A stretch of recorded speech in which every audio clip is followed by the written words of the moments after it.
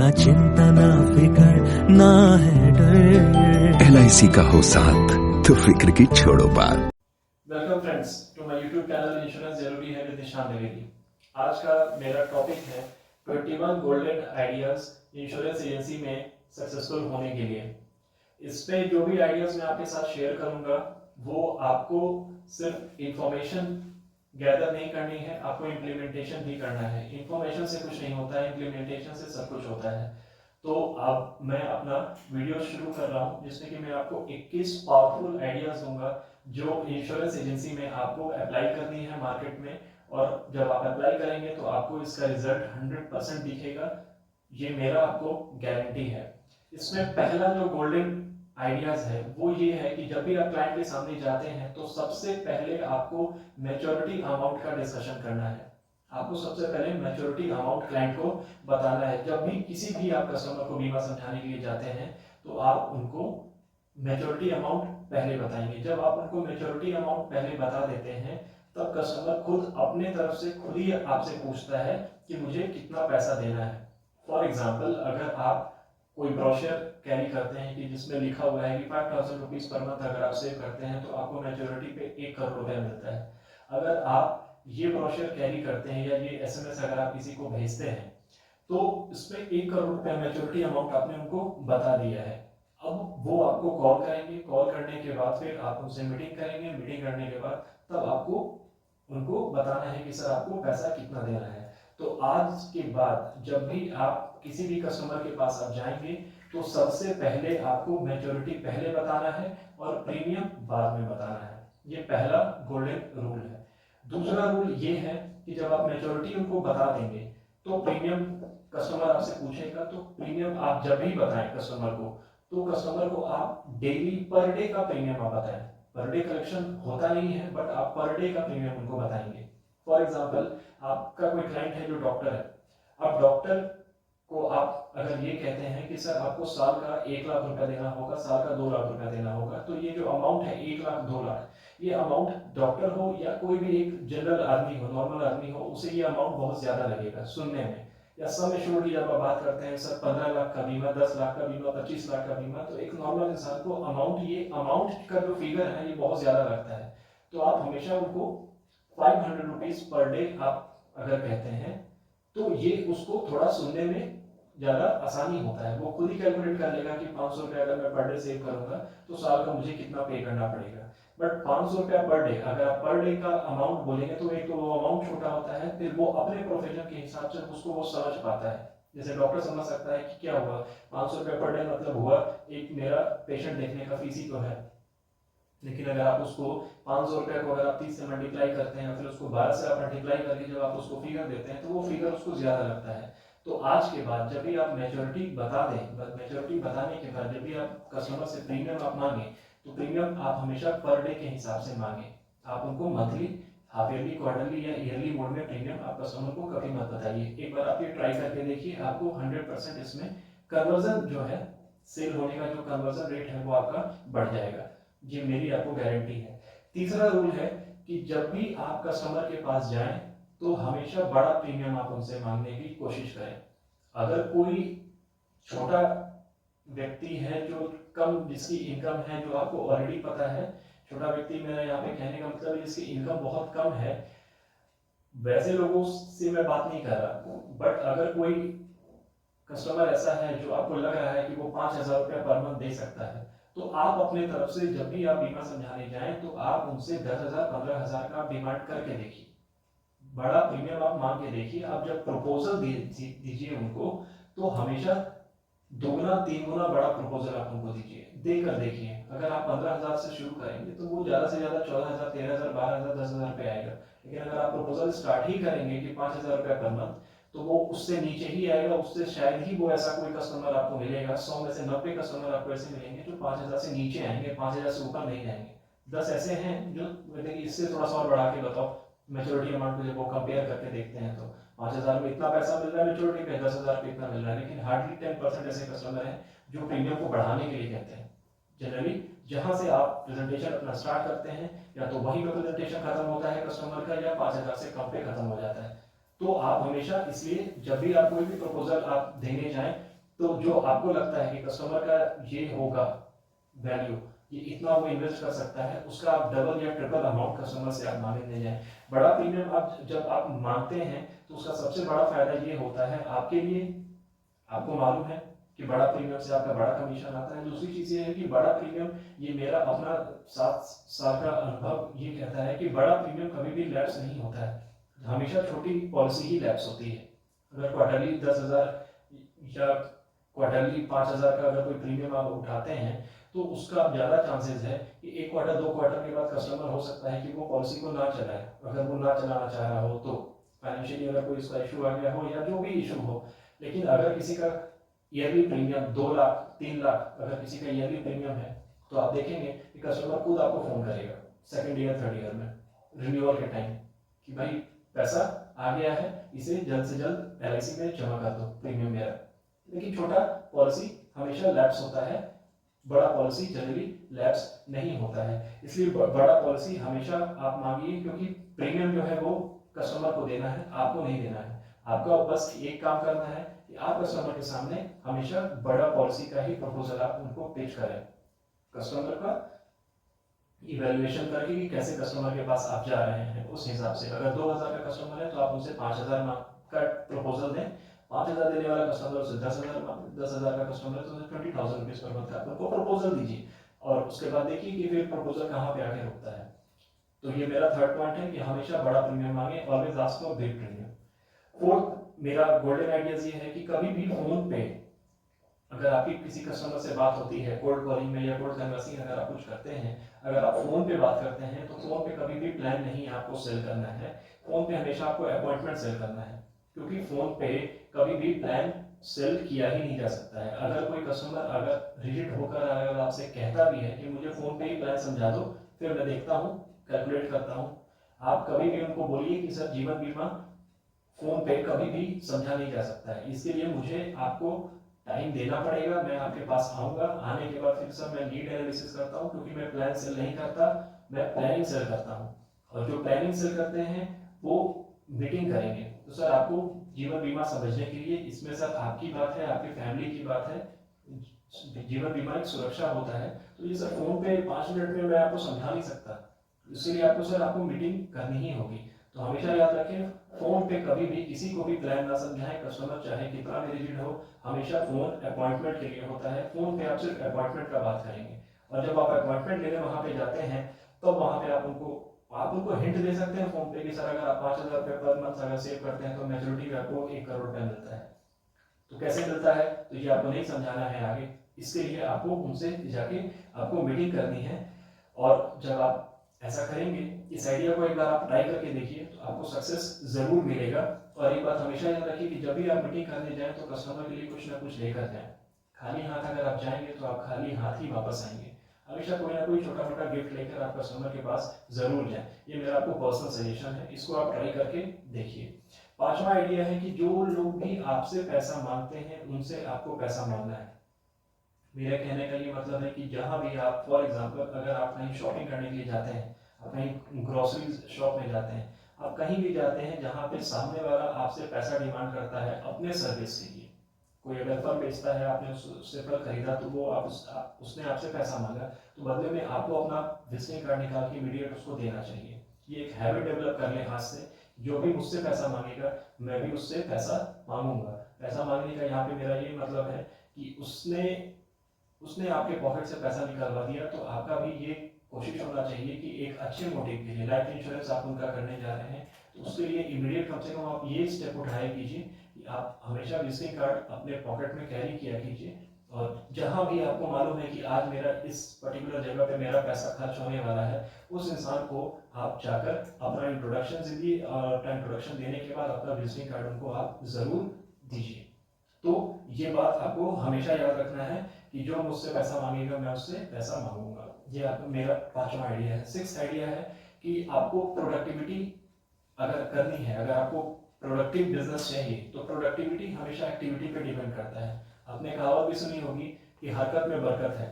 जो लोग मार्केट में हमेशा प्रेजेंट रहते हैं उनका ही रिजल्ट आता है जीवन बीमा के एजेंसी में। घर बैठने से किसी का भी व्यवसाय कभी आगे नहीं बढ़ा है, क्योंकि हमारा जो प्रोफेशन है, हमारा प्रोफेशन ही है लोगों से मिलने का प्रोफेशन है। अगर आप लोगों से मिलेंगे ही नहीं, आप लोगों से बात करेंगे ही नहीं, तो फिर आप इस प्रोफेशन के लिए नहीं बने हैं। फिर अगर आपको लोगों से मिलना पसंद नहीं है, अनजान लोगों से मिलना पसंद नहीं है, अनजान लोगों से बात करना पसंद नहीं है, अगर आप अपने प्रोफेशन को आप समझ नहीं पा रहे हैं, अपने आप को इंट्रोड्यूस नहीं करा पा रहे हैं अगर आप मार्केट में, तो फिर आप इस प्रोफेशन के लिए आप नहीं बने हैं। इस प्रोफेशन में तो वही रहेगा जो डेली, जिसको हैबिट हो, जो एंजॉय करना शुरू कर दे कि मैं लोगों से मिल, मेरा काम ही है लोगों से मिलना, बीमा करना है लोगों का, और आप लोगों से ही नहीं मिल रहे हैं। और उसके बाद फिर अगर आप आके कंप्लेन करते हैं कि मेरा तो बिजनेस ही नहीं आ रहा, मुझसे कोई पॉलिसी ही नहीं ले रहा, महीने में 1-2 लोगों से आप मिल लेते हैं और आपको लगता है कि मैं बहुत एक्टिव हूँ इस प्रोफेशन में, ऐसा नहीं है। यहाँ पे अगर इस प्रोफेशन में अगर एक्टिव होने का मतलब होता है डेली 3 नए लोगों से मिलना। ये मैं ईमानदारी से आपको बता रहा हूँ कि जो एक ऑनेस्ट इंश्योरेंस एडवाइजर है वो डेली 3 लोगों से मिलकर ही घर वापस लौटता है। और जिनको कंप्लेंट करना है कि प्रोफेशन में ये प्रॉब्लम है, प्रोफेशन में कोई प्रॉब्लम नहीं है। हर दिन यहाँ पे बिजनेस लॉगिन होता ही है, लाइफ इंश्योरेंस में LIC में लॉगिन होता है, और इंश्योरेंस एजेंट MDRT, COT और TOT की जो संख्या है हर साल 10 साल बढ़ते ही चला जा रहा है, और इंश्योरेंस एजेंट लाखों नहीं करोड़ों रुपया कमा रहे हैं इस प्रोफेशन में। तो मार्केट में कोई प्रॉब्लम नहीं है, प्रोडक्ट में कोई प्रॉब्लम नहीं है, कंपनी में भी कोई प्रॉब्लम नहीं है, ना डेवलपमेंट, किसी भी डेवलपमेंट ऑफिसर में कोई प्रॉब्लम है कि कहीं कोई प्रॉब्लम नहीं है। प्रॉब्लम हमारे माइंडसेट में है। तो आपको प्रोडक्टिविटी अगर चाहिए अपने बिजनेस में, तो आपको अपनी एक्टिविटी बढ़ानी पड़ेगी। एक्टिविटी बढ़ाने का मतलब है कि अगर आप एक लोग से, आज के डेट में अगर आप एक आदमी से बात करते हैं, अगर आप वो भी नहीं करते हैं, इसका मतलब आप काम कर ही नहीं रहे। लेकिन अगर आप डेली एक आदमी से बात करते हैं, तो कल से आपको 2 लोगों से बात करना शुरू करना पड़ेगा। अगर आप 2 लोगों से बात करते हैं, तो कल से आपको 4 लोगों से बात करनी पड़ेगी। हरकत से बरकत आएगी, मतलब आपको अपने बात करने का जो फ्रीक्वेंसी है वो आपको बढ़ाना पड़ेगा, रेशियो आपको बढ़ाना पड़ेगा। अब ज़्यादा से ज़्यादा अनजान लोगों से आप मिलिए। जब आप मिलेंगे तो आपको उसका रिजल्ट दिखना शुरू हो जाएगा। इसमें आपको मैं एक चीज़ और ऐड करना चाहता हूँ कि प्रोडक्टिविटी आपकी बढ़ती है आपकी एक्टिविटी से, जैसा मैं आपको बता रहा हूँ। तो इसके लिए कम से कम आपको एक रूल बनाना होगा कि कम से कम मिनिमम मैं 10 नए लोगों को, अनजान लोगों को, मतलब 10 SMS में करूँगा ही करूँगा। डेली मैं कम से कम 2 मीटिंग करूँगा ही करूँगा, और कम से कम उसके बाद 5 ऐसे कस्टमर हों जिनको मैं फॉलो अप करूँगा ही करूँगा। ये फॉर्मूला आपको अपनाना पड़ेगा, तभी आपका प्रोडक्टिविटी बढ़ेगा। 10 लोगों को आपको SMS डेली भेजना है, अनजान लोगों को, और आपको कम से कम 3 मीटिंग आपको डेली करनी है, और कम से कम 5 कस्टमर ऐसे होने चाहिए जिनका आपको फॉलो अप आपको करना ही है। ये आपका ऑप्शन नहीं है, ये आपका कंपल्सन है कि आपको ये काम आपको करना ही करना पड़ेगा। SMS, मीटिंग और फॉलो अप। अगर आप ये 3 चीज डेली करते हैं तो आपको कभी भी प्रोस्पेक्ट की कमी नहीं होगी। लोग कहते हैं प्रोस्पेक्ट नहीं मिलते, प्रोस्पेक्ट इसलिए नहीं मिलते क्योंकि हम डेली लोगों से मिलते नहीं हैं। डेली 3 नए लोगों से आप नहीं मिलिएगा तो आपको प्रोस्पेक्ट की कमी हमेशा रहेगी।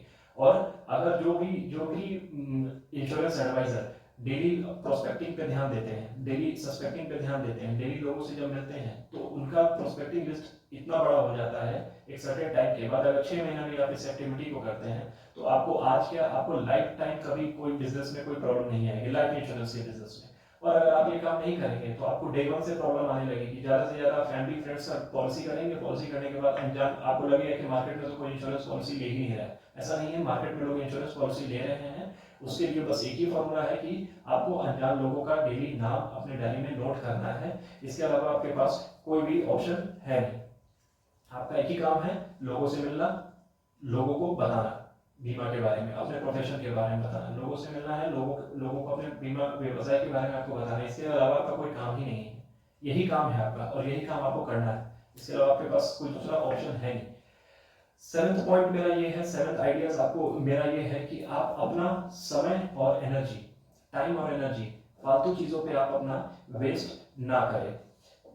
फालतू चीजों को कहने का मेरा मतलब ये है कि कुछ ऐसी चीजें होगी आपके लिए, आपका एक ही काम है। इंडिया का number 1 insurance agent Bharat Parekh यही कहते हैं कि मेरा एक ही काम है और वो है कस्टमर के सामने बैठना और कस्टमर के सामने इंश्योरेंस पॉलिसी समझाना। इसके अलावा जितने बाकी काम हैं, प्रपोजल फॉर्म भरने से लेकर कोई भी काम, FPR देने से लेकर बॉन्ड देने से लेकर, वो काम मैंने डेलीगेट कर दिया है। तो आपका फालतू चीजों में आप अपना टाइम और एनर्जी वेस्ट ना करें। वैसा कोई काम ना करें जो आपको पैसा नहीं देता हो। फालतू चीज का मतलब यही होता है कि मैं वो काम कर रहा हूँ जिससे मुझे पैसा नहीं आ रहा है, वो सारा काम फालतू काम कहा जाता है। 35% जो आपका है वही आपका रियल काम है। 5% जो आपका है वो उसको आप डेलीगेट कीजिए। उसके लिए आप कोई अगर पॉसिबल हो तो वो सर्विसिंग का पार्ट है। सर्विसिंग के लिए आप कोई ना कोई एक बंदे को आप हायर कर लीजिए। अगर आप 2-3 बंदे को नहीं हायर कर सकते तो एक बंदे को हायर कर लीजिए जो आपका सर्विसिंग पॉइंट ऑफ व्यू देखेगा, सर्विसिंग पार्ट देखेगा आपका इंश्योरेंस आपके पॉलिसी का। बट आपका मेन काम है 35% पे आपको फोकस करना है। 5% के लिए किसी को आप रख लीजिए, डेलीगेट कीजिए अपने काम को। सब काम आप ही करेंगे तो आप कस्टमर के सामने कब बैठेंगे? न्यू बिजनेस के लिए फिर आप फोकस कर पाएंगे। अगर आपको न्यू बिजनेस पे फोकस करना है तो आपको सिर्फ और सिर्फ नए कस्टमर के सामने आपको अपना टाइम और एनर्जी दोनों वहीं लगाना है। बाकी कहीं भी आपको अपना टाइम एनर्जी वेस्ट नहीं करना है। मैंने आपको बता ही दिया, फालतू काम वही है जहां से आपको पैसा नहीं मिल रहा है, वो काम फालतू है। जहां से आपको पैसा मिल रहा है वही काम आपके लिए सही है। सीधी सी बात है। 80% काम हम जो करते हैं अपने लाइफ में, 80% जो काम हम अपने लाइफ में करते हैं उसमें सिर्फ 20% सफलता हमें मिलती है। लेकिन 20% जो काम हम करते हैं उससे हमें 80% हमें सक्सेस मिलता है। तो हमें 20% पे हमें काम करना है, सिर्फ उसी 20% पे काम करना है। तो हमेशा सर्विसिंग का पार्ट किसी दूसरे को दे दें और न्यू बिजनेस पे सिर्फ आप फोकस करें। मेरा नेक्स्ट पॉइंट है, 8 पॉइंट है कि जब भी कोई पॉलिसी सेल हो जाए, जब भी आप चाहते हैं और पॉलिसी सेल हो जाए तो दूसरी पॉलिसी के लिए आप प्रपोजल सामने वाले को जरूर दें। डरे नहीं कि मैंने एक पॉलिसी फैमिली से कर दिया है तो अब दूसरी पॉलिसी की मैं तो बात कर ही नहीं सकता। ऐसा नहीं है कि जब भी आप पॉलिसी करते हैं और जब भी आप उनको फर्स्ट प्रीमियम रिसिप्ट एफपीआर देने जाते हैं उस वक्त आप दोबारा से उस एफपीआर के साथ हो सके तो कोई ब्रोशर आप अटैच करके आप उनको दे दीजिए। आप बस हैंड ओवर कर दीजिए उनको। एफपीआर के साथ एक ब्रोशर आप अटैच करके दे दीजिए जिसमें कोई प्लान का डिटेल्स दिया हुआ हो। आपको नहीं पता उसने आज अपने नाम पे पॉलिसी ली है, फॉर एग्जांपल हस्बैंड है उसने अपने नाम पे पॉलिसी ली है, हो सकता है कि वो अपनी वाइफ के नाम पे पॉलिसी लेना चाह रहा हो सकता है कि वो अपने बच्चों के लिए पॉलिसी लेना चाह रहा हो सकता है कि वो रिटायरमेंट की प्लानिंग करना चाह रहा हो, पेंशन की प्लानिंग करना चाह रहा हो। बहुत सारी चीजें होती हैं। आप एक बार उनको हैंड ओवर कर दीजिए। हैंड ओवर करने के 10 दिन के बाद आप एक बार उनको दोबारा से कॉल कर लीजिए कि सर जो मैंने आपको ब्रोशर दिया था एफपीआर के साथ, क्या उसको आपने देखा? ज्यादा से ज्यादा क्या होगा, कहेगा कि हाँ देखा, अभी अभी मैं इंटरेस्टेड नहीं हूँ। और अगर कहता है कि हाँ मुझे अच्छा लगा, एक बार आ जाओ मुझे दोबारा से समझा दो, तो आपका सेल डबल हो जाएगा, with in a month double हो जाएगा। लेकिन आपको ये एक्टिविटी करना होगा हिम्मत करके। ये कभी मत सोचिए कि एक पॉलिसी मैंने इस फैमिली से ले लिया, अब दूसरी पॉलिसी की मैं बात कैसे कर लूँ, क्या सोचेगा। वो जो सोचेगा वो आप मत सोचिए, उसे सोचने दीजिए। आप बस ये काम को करिए कि आप दोबारा रिपीट सेल्स के लिए आप 1 साल बाद 2 साल बाद नहीं, आप 10 डेज 15 डेज 20 डेज के बाद ही आप एक बार रिपीट सेल्स की कोशिश करिए। कन्वर्ट हो गया बहुत अच्छी बात है, नहीं कन्वर्ट होता है कोई बात नहीं है, दोबारा बाद में कन्वर्ट हो जाएगा। लेकिन रिपीट सेल्स का कोशिश कीजिए, दोबारा प्रपोजल उनको आप दीजिए और वो कैसे देंगे वो मैंने आपको बता दिया है। आइडिया नंबर 9 ये है कि कम से कम 5 टाइम्स आपको कोशिश करनी है पॉलिसी क्लोज करने के लिए। एक जब आप किसी कस्टमर के पास आप जाते हैं मीटिंग करने के लिए और मीटिंग करने के बीच में मान लीजिए कभी आपको ऐसा लगा कि कस्टमर इंटरेस्टेड नहीं लग रहा है मुझे, तो उस वक्त आप टॉपिक को चेंज कर दीजिए, कुछ और बात करने लग जाइए। उनकी वाइफ के प्रोफेशन के बारे में बात करने लग जाइए, चाइल्ड के एजुकेशन के बारे में बात करने लग जाइए कि किस स्कूल में पढ़ता है, कहाँ पढ़ता है, कुछ और बात करने लग जाइए। और सर अभी कहाँ घूमने गए थे, कहाँ। आप उस इमीडिएट उस वक्त टॉपिक को चेंज कर दीजिए इंश्योरेंस से, इंश्योरेंस की बात करिए ही मत। फिर 5 मिनट 10 मिनट के बाद घूमकर फिर से आप इंश्योरेंस की बात करना शुरू कर दीजिए उनसे।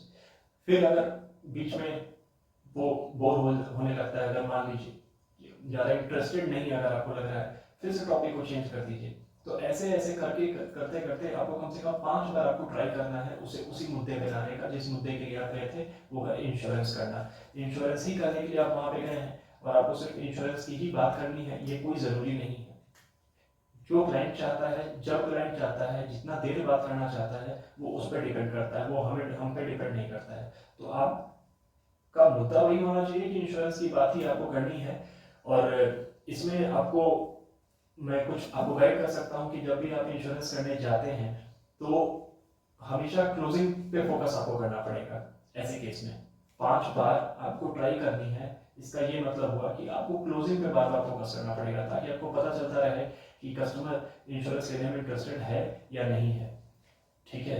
अगर आपका प्रेजेंटेशन इफेक्टिव है, नीड एनालिसिस किए हुए हैं आप, अगर फैक्ट फाइंडिंग जानते हैं तो आपको इसकी परेशानी होगी ही नहीं। लेकिन इन केस अगर आप नॉर्मली आप कस्टमर के पास गए हैं तो आप उनको ये बता सकते हैं कि क्वेश्चन, आप कुछ क्वेश्चन पूछ सकते हैं उनसे, जो आप अभी नोट डाउन कर लीजिए। अगर आप पेपर लेकर मेरा वीडियो देखते हैं तो आप उसको नोट डाउन कर लीजिए। पहला क्वेश्चन ये है कि सर, बात करते करते, और प्रपोजल फॉर्म हमेशा उसके सामने रखिए। प्रपोजल फॉर्म बैग में रख के प्रेजेंटेशन नहीं दिया जाता है, प्रपोजल फॉर्म टेबल पर रख के प्रेजेंटेशन दिया जाता है। हमेशा इस बात का ध्यान रखिए। सर, आप इस पॉलिसी में नॉमिनी किसको बनाएंगे?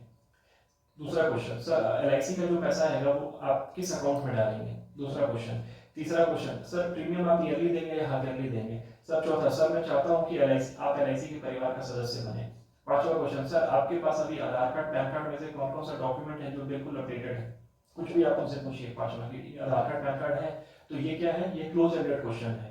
इससे वो धीरे धीरे इन 5 में से किसी एक क्वेश्चन का वो आंसर जरूर देगा। फॉर एग्जांपल ये कहें कि मैं अपनी वाइफ को नॉमिनी बनाऊंगा, तो इमीडिएट प्रपोजल फॉर्म पे आप वाइफ का नाम और एज पूछकर आप लिख दीजिए। ये मत सोचिए कि पॉलिसी होगा कि नहीं होगा, चेक निकाल के देगा नहीं देगा। उसने जवाब दिया, आपका काम है प्रपोजल फॉर्म पे उसी समय लिखने की। मान लीजिए पहले प्रश्न का जो उत्तर है, उसने कहा कि मैं पत्नी को नॉमिनी बनाऊंगा, तो आप अपना फॉर्म निकालकर भरना शुरू कर दें। हमेशा क्लोजिंग करने के लिए ट्राई करते रहें। 10वां नंबर मेरा आइडिया है कि रोज बेचने की आदत डालें, छोटी हो या बड़ी पॉलिसी हो। कभी ये मत सोचिए कि मैं जब भी हंट करूंगा तो बड़ी पॉलिसी के लिए करूंगा, बड़ी पॉलिसी से ये होता है, ऐसा कुछ नहीं है। आप बस कोशिश कीजिए कि मैं डेली एक प्रपोजल फॉर्म भर के लाऊं, भले उसके साथ चेक मिले या ना मिले, लेकिन एक प्रपोजल फॉर्म में भरूं। इसको हैबिट डालिए, इसको हॉबी बना लीजिए कि मैं इंश्योरेंस एडवाइजर हूं, जब तक मैं प्रपोजल फॉर्म नहीं भरूंगा मैं घर नहीं लौटूंगा। मानता हूं कि ये प्रैक्टिकली पॉसिबल नहीं है, लेकिन आप इसको ट्राई करके देखिए। इससे आपके अंदर जुनून पैदा होगा। चेक मिले ना मिले कोई फर्क नहीं पड़ता है, लेकिन मैं डेली सेल करूंगा। छोटी पॉलिसी 500 रुपया मंथली की पॉलिसी आप सेल कीजिए, लेकिन सेल जरूर कीजिए। इससे आप खुद भी मोटिवेटेड रहेंगे और आप नंबर ऑफ लाइफ्स आपका बढ़ता चला जाएगा, और जिससे आप क्लब मेंबरशिप भी क्वालिफाई करेंगे। तो हमेशा बड़ी पॉलिसी के लिए एक महीने की 1 तारीख को अगर किसी कस्टमर ने आपको कह दिया कि मैं आपको 5 लाख का प्रीमियम दूंगा, अब पूरे महीना अगर आप वो 5 लाख के प्रीमियम के लिए अगर आप निकाल देते हैं तो ये अच्छी बात नहीं है। आपको वो 5 लाख उसने कह दिया, उसको आपको फिलहाल फॉलोअप में आप डाल दीजिए। बाकी 29 डेज जो भी आपको कस्टमर मिलते हैं, 500 रुपये, 1000, 2000, किसी भी अमाउंट का पॉलिसी देने वाले, आपको उनके पीछे लगना चाहिए। हमेशा बड़ा प्रीमियम के चक्कर में आप छोटे छोटे प्रीमियम का जो है ना वो लॉस आपको हो जाएगा, जो काफी बड़ा लॉस हो जाता है। तो छोटी पॉलिसी हो या बड़ी पॉलिसी हो, मैं डेली एक पॉलिसी करूंगा, इसका आपको हैबिट डालना है। 11वां पॉइंट मेरा ये है कि रोज प्रोस्पेक्टिंग करने की आदत डालें। प्रोस्पेक्टिंग के बारे में मुझे मालूम ही है, काफी मुझे लोगों का मुझे पर्सनल मैसेज आया हुआ है कि सर प्रोस्पेक्टिंग पे वीडियो बनाइए। मैं जल्द से जल्द प्रोस्पेक्टिंग पे एक वीडियो बनाऊंगा और मैं आपको बताऊंगा। प्रोस्पेक्टिंग का मतलब यही होता है रोज नए लोगों का नाम लिखना। मैं अभी कुछ देर पहले ही मैं आपको बता रहा था कि रोज 3 नए लोगों का आपको नाम नोट डाउन करना ही करना है। इसी को प्रोस्पेक्टिंग करते हैं। हर 3 नए अनजान लोगों का नाम मैं डेली अपने डायरी में नोट डाउन करूंगा विथ मोबाइल नंबर। जैसी भी आपको परेशानी आएगी, कल को किसी भी तरह की अगर आपको परेशानी आती है, तो आप हमेशा मान के चलिएगा कि ये परेशानी लैक ऑफ प्रोस्पेक्ट की वजह से हो रही है। आपके पास कस्टमर का लिस्ट है ही नहीं, तो आप एक ही कस्टमर को आप 10 बार फोन करेंगे। लेकिन अगर आपके पास कस्टमर का लिस्ट है, 100 कस्टमर का अगर आपने लिस्ट बना रखा है, तो अगर 5 कस्टमर इंटरेस्टेड नहीं भी है, तो आपके अंदर एक कॉन्फिडेंस रहता है अंदर से कि मेरे पास 95 कस्टमर है जिनसे मैं बात कर लूंगा।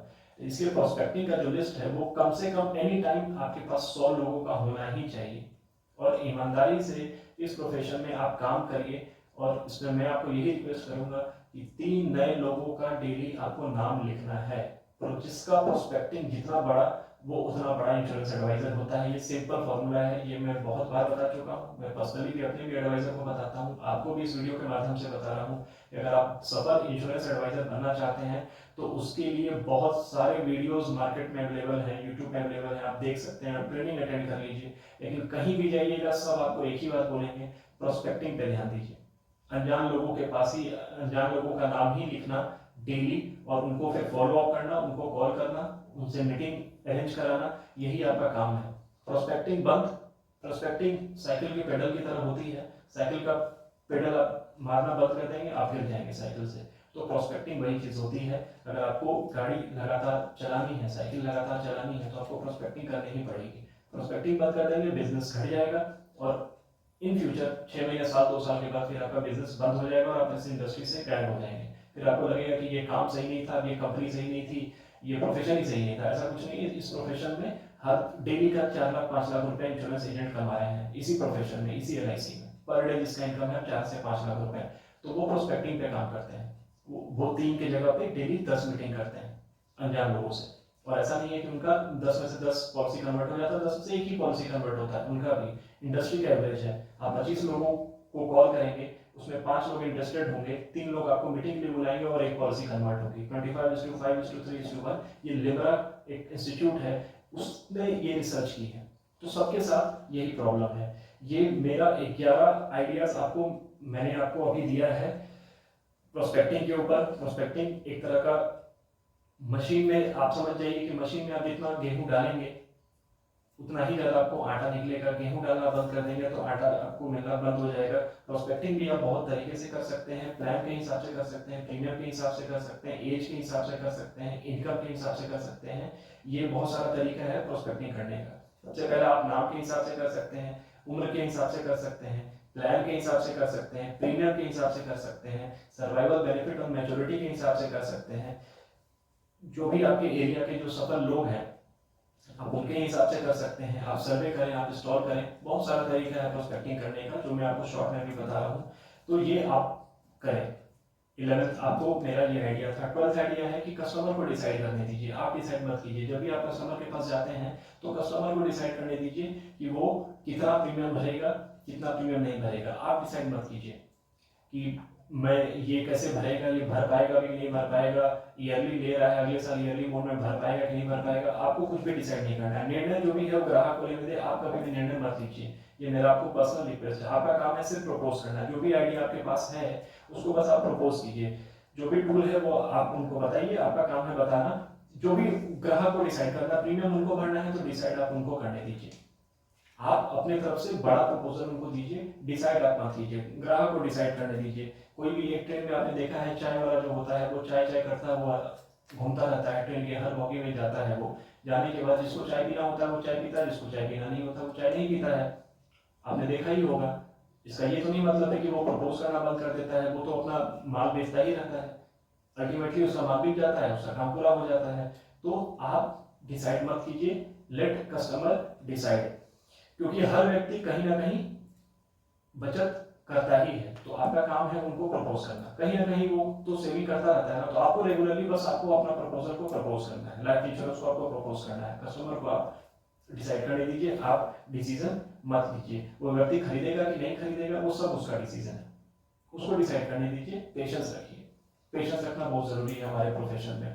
अगले ही दिन कोई भी पॉलिसी कन्वर्ट नहीं हो जाती है। आप आज गए और आज आपको चेक मिल गया। ये कभी ना कभी once in a blue moon कोई किस्मत वाला होता है जिसको ऐसा हो जाता है कि उसने पॉलिसी दी और उसका कन्वर्ट हो गया। ठीक है।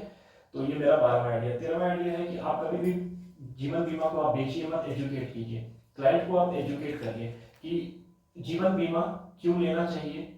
ये नहीं आपको बताना है, आपको ये बताना है जीवन बीमा लेने का क्या फायदा होता है। अगर आप जीवन बीमा लेते हैं, सर कन्यादान पॉलिसी अगर आप लेते हैं तो आपके बच्चे के शादी में और मैरिज में आपको काम आ जाएगा। अगर आप जीवन उमंग लेंगे तो जिंदगी भर आपको टैक्स फ्री पेंशन मिलेगा। जीवन आनंद लेंगे तो मैच्योरिटी के बाद भी आपका रिस्क कवर रहेगा। जीवन लाभ अगर आप लेते हैं तो जो भी टर्म है उससे कम आपको प्रीमियम भरना रहता है और आपको रिटर्न एक बहुत अच्छा रिटर्न मिल जाता है।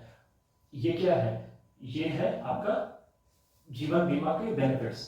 तो आप उनको जाके प्लान मत सेल करना शुरू कीजिए, क्योंकि उनको कोई इंटरेस्ट नहीं है प्लान में। जीवन आनंद में, जीवन उमंग में उसको कोई प्लान नहीं है। उसको बस एक ही चीज में इंटरेस्ट है कि मेरे पॉकेट से कितना पैसा गया और मेरे पॉकेट में कितना पैसा आया। उसको सिर्फ इसी चीज में इंटरेस्ट है। तो आप कस्टमर को एजुकेट करिए। आप उसको बीमा मत बेचिए। बेचो सेल्समैन आपको नहीं बनना है। आप उनको एजुकेट करना है कि जीवन बीमा करता क्या है, ये आपको बताना है। जीवन बीमा के बेनिफिट्स आप उसको बताइए। मैंने आपको पहले भी बता चुका हूँ, पिछले वीडियो आप मेरे चैनल पे देख चुके होंगे कि जीवन बीमा, इसमें हर इंसान को जो 5 प्रॉब्लम होती है उसमें 2 प्रॉब्लम आप उनको हर मीटिंग में आप उनसे डिस्कस कीजिए कि अगर मुझे कुछ हो गया तो मेरे परिवार का क्या होगा, और अगर मुझे कुछ नहीं हुआ तो बुढ़ापे में मेरा क्या होगा। ये प्रॉब्लम हर इंसान को है। तो ये चीज आपको वो आप उनको समझा सकते हैं कि इन दोनों चीज का समाधान एक ही है, जीवन बीमा है। तो जब आप ऐसे समझाएंगे तो इसको एजुकेट करना कहते हैं। जीवन लाभ ले लो, नया प्लान आया, बहुत अच्छा प्लान आया है, ये काम मत कीजिए। ये एजेंट की भाषा है, एडवाइजर का भाषा ये नहीं है। एडवाइजर उनको बताता है कि सर 5 प्रॉब्लम हर इंसान की जिंदगी में, उसका एक ही सॉल्यूशन है, जीवन बीमा है। तो इसको कहते हैं एजुकेट करना। तो आप एजुकेट करिए अच्छी बात करके। जीवन नया प्लान आया है, जीवन आजाद, ले लो सर। क्यों ले लो? आप उनको उसका बेनिफिट्स बताइए ना, एजुकेट करिए कि जीवन आजाद में सब मैच्योरिटी गारंटी होती है, आपको ये चीज़ उनको बताना है। आइडिया नंबर 14 कि ग्राहक से हमेशा, जो भी आपका कस्टमर है उससे आपको रेफरेंस मांगना है। आपका कस्टमर आपसे सेटिस्फाइड हो जाता है तो आप उनसे 2 रेफरेंस जरूर मांगिए।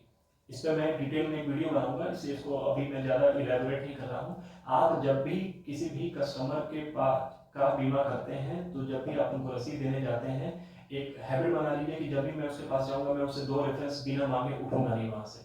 जिद पकड़ लीजिए कि मैं 2 रेफरेंस उससे मांगूंगा ही मांगूंगा, वो देगा। सर आपको जैसे जीवन बीमा की जरूरत थी सर, हो सकता है कि किसी और को भी जरूरत हो, तो मुझे प्लीज 2 रेफरेंस दीजिए सर, वो आपको जरूर देगा। मांगिएगा तो मिलेगा, नहीं मांगेंगे तो नहीं मिलेगा। आइडिया नंबर 15 है खाली हाथ कभी भी मत जाइए। जब भी किसी कस्टमर के पास अगर आप जाते हैं तो कभी भी एम्प्टी हैंडेड मत जाइए। खाली हाथ जाएंगे, खाली हाथ आएंगे, ठीक है। कस्टमर अगर आपको अगले 15 साल 20 साल तक का अगर आपका सोर्स ऑफ इनकम का सोर्स वो है, तो कम से कम फर्स्ट टाइम तो आपको कम से कम इतना करना चाहिए कि आप कस्टमर के पास जब भी जाएं तो उसके लिए कुछ लेकर जाएं। जो भी आप अफोर्ड कर सकते हैं आप वो अफोर्ड कीजिए, आप उनके पास जाइए। क्योंकि ये मैंने भी एक्सपीरियंस किया है कि कस्टमर हमेशा इमोशनली कनेक्ट होना चाहता है अपने एडवाइजर से, एक सेल्समैन नहीं चाहता है वो। तो आप जब कुछ लेकर जाते हैं उनके बच्चों के लिए या उनकी वाइफ के लिए या कस्टमर के लिए, खुद के लिए लेके जाते हैं, तो उनको एक लगता है कि वो मतलब पॉलिसी बिकने से पहले ही वो मेरे लिए इतना कर रहा है तो पॉलिसी बिकने के बाद कितना अच्छा सर्विसिंग देगा। ये हर इंसान को कुछ भी मिलना पसंद आता है, वो भी फ्री में। अगर आप उसको फ्री में कुछ भी दे रहे हैं ना तो उसको बहुत अच्छा लगता है। तो जब भी आप किसी के पास भी जाएं तो आप उनको खाली हाथ मत जाइए, उनके लिए कुछ ना कुछ आप लेकर जाइए, जो भी आपका अपना बजट है वो लेकर जाइए। ये करके देखिए, ये सारे आइडियाज जो मैं आपको बता रहा हूँ ये करके देखिए। अब मेरे सिर्फ 6 आइडियाज बच गए हैं 16 to 21।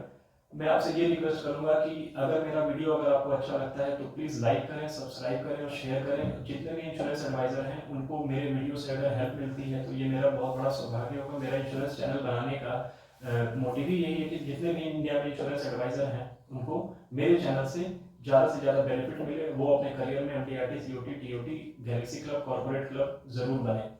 और मेरे वीडियो को बीच में स्किप मत करिएगा। अगर आप बीच में स्किप करेंगे तो मेरा जो 21 गोल्डन रूल्स है, जो फाइनल ये रूल है, ये 21 रूल्स अगर आपको पूरा जानना है और उसको रियली में सक्सेसफुल होना है तो वीडियो को बीच में स्किप मत करिएगा। अब लास्ट मैं अपने वीडियोस की तरफ बढ़ रहा हूँ जिसमें कि मैं आपको 16th आइडिया बताने वाला हूँ। 16th आइडिया मेरा ये है कि मार्केट में आप हमेशा दिखते रहें। कोई भी शादी होती है, कहीं भी कोई भी डेथ होता है, कोई भी फंक्शन होता है, जहां भी पब्लिक गैदरिंग होती है, एक कसम खा लीजिए कि जहां भी पब्लिक गैदरिंग होगी मेरे आसपास वहां मैं दिखूंगा और वहां मैं जाके अपने आप को इंट्रोड्यूस करूंगा। बीमा नहीं बेचूंगा, बीमा की बात नहीं करूंगा, ये गलती कभी मत करिएगा कि जाके आप किसी शादी में चले गए तो वहां पे जीवन लाभ और जीवन उमंग करने लगे। नहीं, वो बीमा बेचने का नहीं है। लेकिन आप दिखिए मार्केट में हमेशा दिखते रहिए, हमेशा मार्केट में दिखते रहिए जहां भी पब्लिक गैदरिंग होती है। आपको पता है पब्लिक गैदरिंग क्या होती है? हर जगह जहां भी आप हैं, जहां भी आपके सोसाइटी में कोई भी फंक्शन हो रहा है, कहीं भी वेडिंग हो रही है, कहीं कोई आपको इनवाइट कर रहा है तो वहां पे आप जरूर जाइए। और वहां जाने के बाद जहां भी 500-1000 लोग इकट्ठे हो रहे हैं वहां पे आप प्रेजेंट होइए। वहां पे प्रेजेंट होने के बाद आप अपने आप को इंट्रोड्यूस कराइए। अचानक आपको 500-1000 लोग मिलेंगे, विजिटिंग कार्ड आप अपने पास रखिए। अगर आपके पास मेरी तरह LIC का बैच है तो LIC का बैच बन के जाइए, बताने की जरूरत ही ना पड़े कि आप LIC के हैं या नहीं है।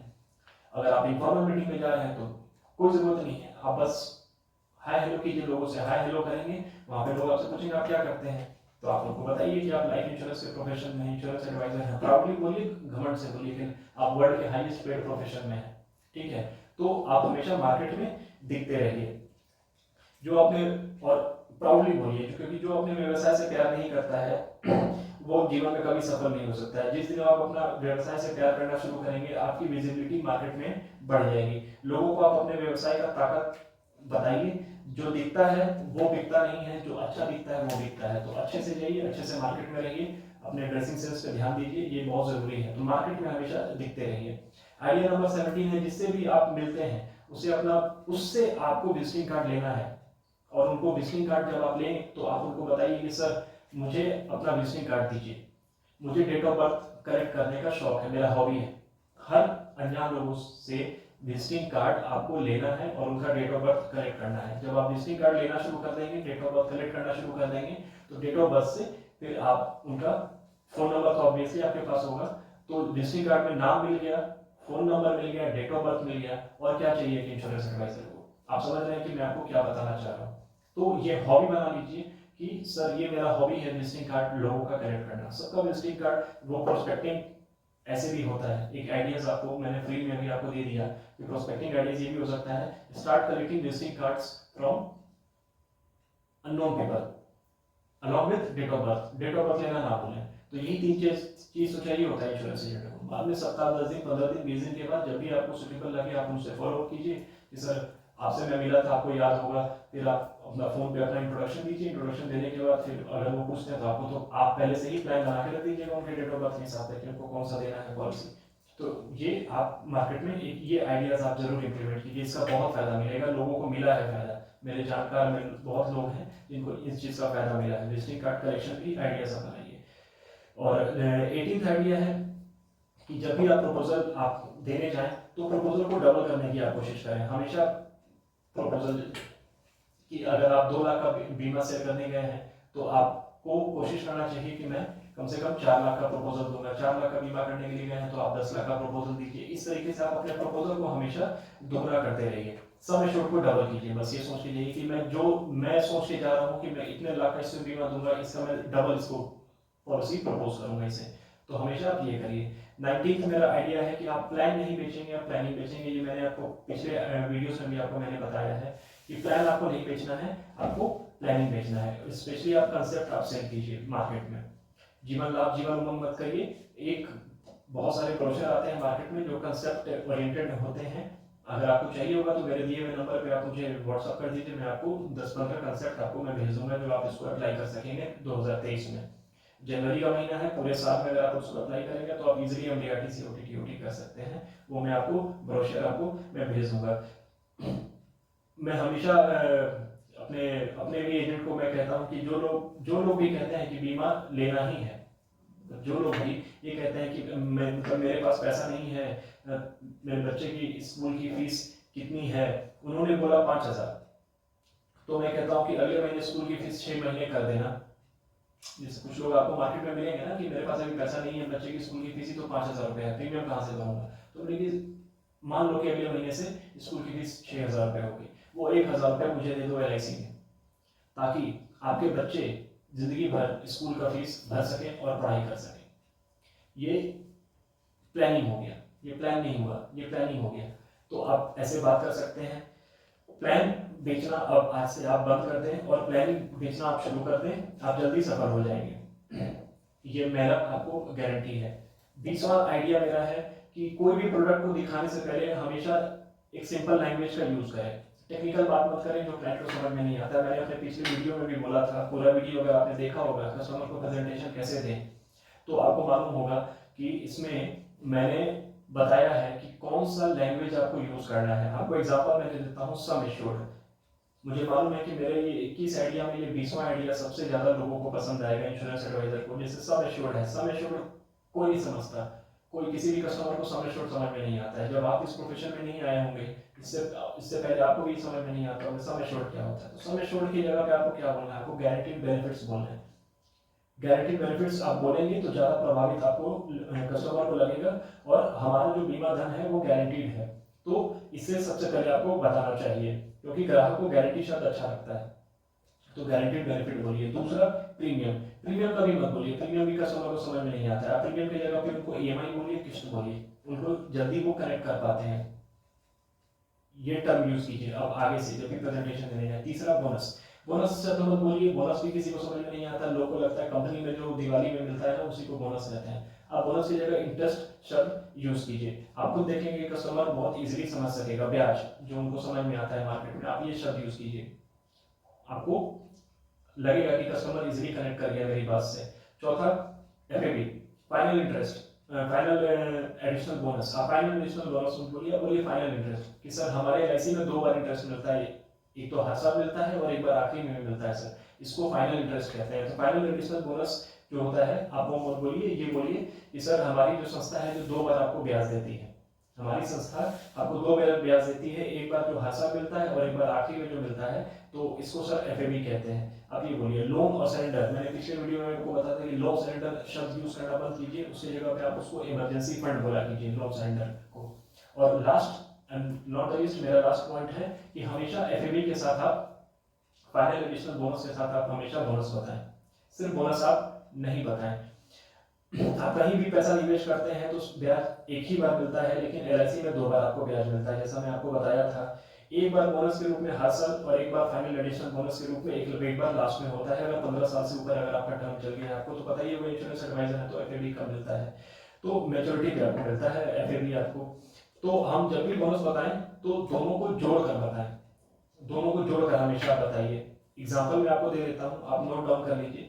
अगर 21 साल का कोई टर्म है, उसमें बोनस 54 रुपीज पर 1000 है, 21 साल का टर्म है, अगर 54 रुपीज पर 1000 है, तो आपको क्या बोलना है, 100 को आप टर्म से डिवाइड कर दीजिए, तो हर साल का कितना आएगा, 4 रुपया प्रति साल आपको आएगा। तो 4 रुपया प्रति साल एफएबी का और 50 रुपया आपको जो बोनस मिला, तो ये दोनों ऐड करके आप बोलेंगे 54 रुपए प्रति 1000, मतलब 5.4% सिंपल इंटरेस्ट। 54 रुपए प्रति 1000 मतलब हो गया 5.4%। तो ये एक एग्जांपल है, आप ऐसे बताइए। तो जब भी आप बोनस बताएंगे तो फाइनल एडिशनल बोनस के साथ बताएंगे। तो इसी के साथ मेरा ये वीडियो खत्म होता है। मैं जानता हूँ कि मेरी ये वीडियो लंबी हो गई है, बट ये 21 आइडियाज मैंने आपको बहुत शॉर्ट में बताया है। तो इस पूरे वीडियोस को कंप्लीट एंड तक देखें, इस वीडियो को लाइक करें, शेयर करें और मेरे चैनल को सब्सक्राइब जरूर करें। मैं जो भी वीडियो बनाता हूँ उसमें काफ़ी मुझे टाइम लगता है, तो मैं चाहूँगा कि आप मेरे इस टाइम, अपने एनर्जी जो भी मैं लगाता हूँ आपके वीडियो के लिए, अपने वीडियो में आपके लिए लगाता हूँ, तो मैं चाहूँगा कि आप मेरे वीडियो को अप्रिशिएट करें, लाइक करें और जो भी ज़रूरतमंद इंश्योरेंस एडवाइज़र हैं उन तक मेरे वीडियो को पहुँचाएँ। और इस पूरे वीडियो को देखने के लिए तहे दिल से बहुत बहुत धन्यवाद। Thank you so much friend.